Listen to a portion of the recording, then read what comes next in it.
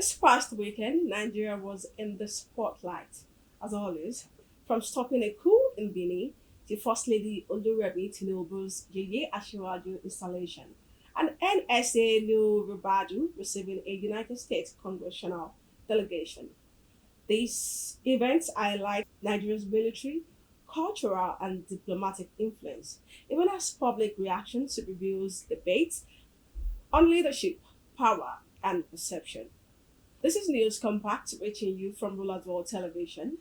I'm Olalade Olariwa. Now, let's take a closer look at the first story. Nigeria's swift move in Benin, its impact, and the debate sparked across the country. A foreign coup attempt in the Republic of Benin has triggered not just regional diplomatic reactions, but also deep conversations across Nigeria about security, foreign policy, and the changing power dynamics in West Africa. With 14 soldiers arrested and constitutional order restored within hours, Benin government credited swift regional coordination, especially the intervention of Nigerian troops deployed under ECOWAS standby arrangement. Nigerian President Bola Ahmed Tinubu held the military for defending democracy beyond our borders, saying the operation demonstrated Nigerians' renewed leadership in West African security. ECOWAS also condemned the coup attempt, reinforcing its zero tolerance stance for unconstitutional change of government. Now let's look at the public reactions, in Nigeria, because people are talking. People are saying, so our soldiers can move this fast.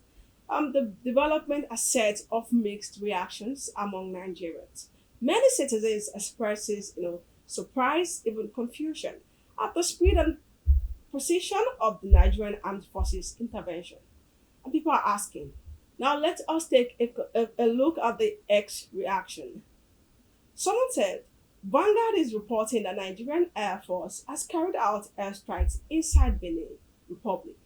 So Bola Ahmed Tinubu can afford rockets, bombs, and missiles against coup plotters. But Nigeria cannot afford targeted airstrikes against ISWAP, Fulani terrorists, killers, Edmen, and the Boko Haram. These are what people are saying. On Hex, someone also said, these guys are not even colonized by England like us. But somehow the French colonizers got us to fight them for absolutely no reason. But I'm sure they will say it's to prevent coup from spreading into us. We'll just keep being enemies of our own on behalf of strangers. Someone also said, the truth about the Christian genocide discourse is coming out. Nigeria doesn't lack the capacity to defeat the ragtag bandits. It's an agenda. And then the people are comparing it, the Trump comparison, a new twist in the conversation. Now, a major talking point online has been the corporatism to the Donald Trump situation, specifically the allegation of rumor that Trump once suggested a forceful intervention in a West African country, but was stopped by US officials and international protocols. Um, Now let's take another reaction on X. Someone said Nigerian can run airstrikes in Benin without blinking, but the minute the United States even eats at one air, suddenly it's the one to steal our Fanta. Okay, yeah. Okay, so someone also said, why was Trump blocked when Nigeria is now doing it openly and ECOWAS is praising them? All right. So another one said he just made a mistake. He has shown United States that he's deliberately refusing to tackle their terrorists in Nigeria. I mean, this comparison is becoming popular because Trump proposal was, reportedly unilateral outside African regional frameworks, and Nigerian moves was legal, invited by Benin, and backed by ECOWAS protocols on collective security. Now, some Nigerians see hypocrisy. How some global powers condemn certain interventions, but applaud others when the actors are different. So the debate is less about Trump himself and more about double standards in global politics, military interventions, and who is allowed to take certain actions. All right, now let's move away from that. Let's move to Oluremi Tinubu's Yeye Ashiwaju title spark celebration and controversy. Senator Oluremi Tinubu, Nigerian First Lady, was this past weekend installed as Yeye Asiwaju Gbogbo Ile Oodua in Ile-Ife, Osun State. During a ceremony attended by Vice President Kashim Shettima, Governor Dapo Abiodun, and Ademola Adeleke, former President of Nigeria Olusegun Obasanjo, and traditional rulers, including the Oni of Ife, Oba Adeyeye Enitan Ogunwusi. A title, one of the most prestigious in Yoruba land, recognizes women of influence, character, and leadership, and the event highlighting the blend of cultural prestige and political visibility. In her acceptance speech, ayọ̀ Nàìjíríà ti dé ó ti dé ìlú wa rojú ọ̀dẹ̀dẹ̀ wa ráyè gbogbo àwọn tó ní báwo la ṣe fẹ́ ṣe a máa fi hàn wọ́n bá ṣe fẹ́ ṣe o wọ́n á tiẹ̀ rí gbogbo tí wọ́n ń ṣe felenge bí yìí Ọlọ́run ti rì aṣọ wa pé 2026 a máa rìn sínú ọlá a máa rìn sínú ọrọ̀ àti ọ̀pọ̀ Nàìjíríà a máa yá àwọn ìlú mi lówó ni bó dẹ̀ ṣe máa rí nìyẹn. Oluremi Tinubu outlined a vision for peace, stability, and national prosperity, predicting that by 2026, Nigeria would experience significant economic growth, saying other countries will come to borrow money from us. She reportedly delivered part of her speech in Yoruba, adding cultural resonance and connecting deeply with the traditional audience. I mean, first of all, before I move to the controversial part, first of all, I would like to congratulate our mama be this we don't get hard on that one. Yeah. Congratulations on that title to the wife of our president. All right, now let's move on. Moving on. The First Lady then cautioned the governor Adeleke at the start of his own speech, just as he was about to sing.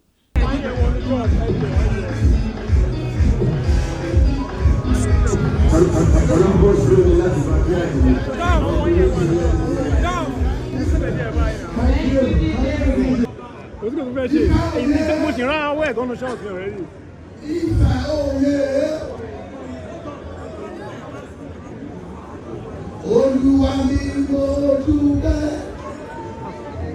Olúwa mi mo dúpẹ́. Olúwa mi mo dúpẹ́. Olúwa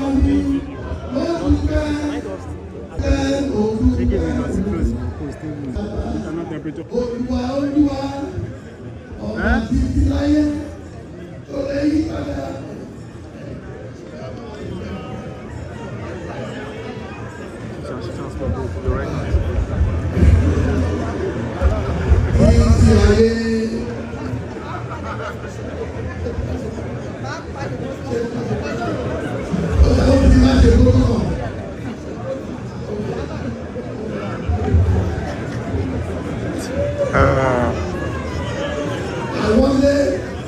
Now we saw a video.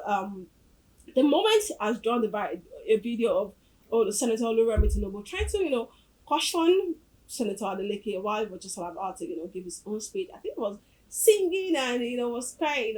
He's a dancing governor, so I think it was like probably wanted to dance or something. And then she just came around and though there were noises there, but then she was like trying to tell him like you have to hurry up and all of those things. I mean, this moment has drawn divided opinions.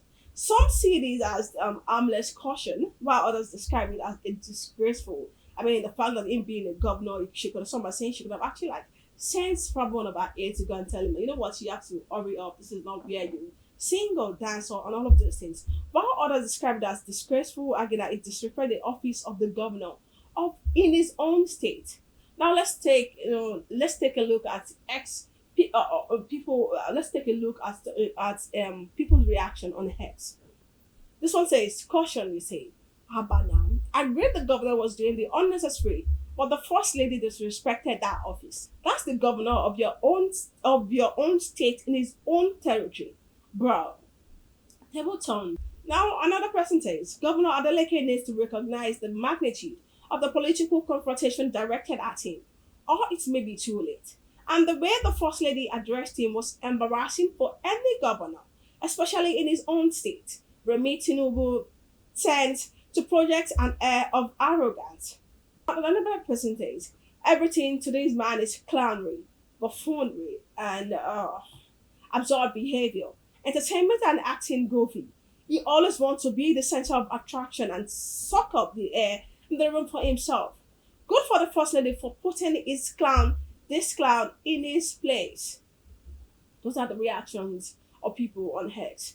Now, the episode highlights the dual, impact of ceremonial platforms in Nigeria, while Oluremi Tinubu's installation as Yeye Asiwaju Gbogbo Ile Oodua celebrates our cultural influence and leadership.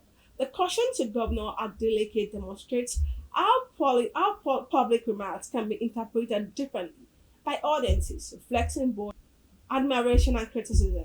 As the debate unfolds online and offline, it underscores the delicate balance between traditional politics and public perception in the country. Now let's move on to the last news we have on here. No Ribadu received United States delegation security diplomacy and what it signals. Nigeria's National Security Advisor, Nuhu Ribadu, the past weekend received a United States congressional delegation in Abuja, led by lawmakers including Mario Diaz-Balart, Norma Torres, Scott Franklin, Joan Siskomani, and Riley M. Morrow, alongside United States Ambassador Richard Mills.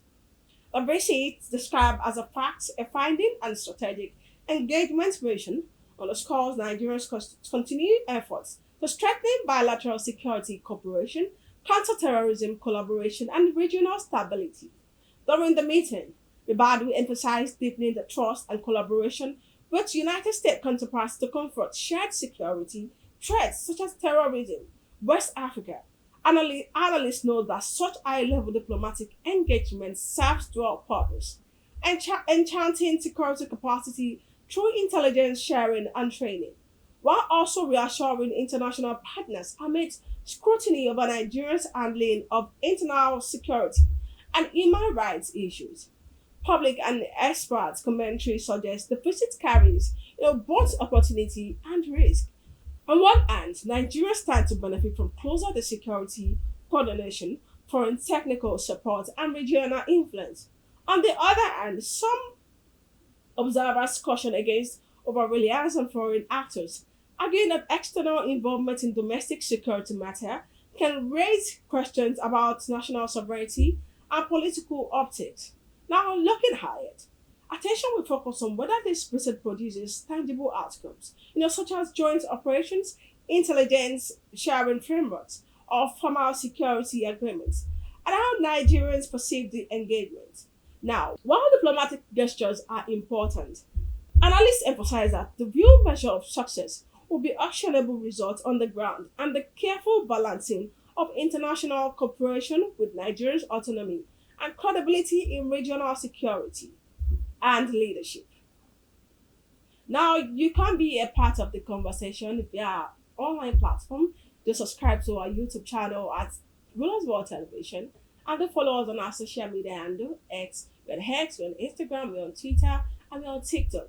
All at Rulers World Television. We want you to be a part of the show. We want you to, share your comments, share your thoughts about this, and let's, converse this together. Thank you so much for watching. I'm Ololade Olariwa.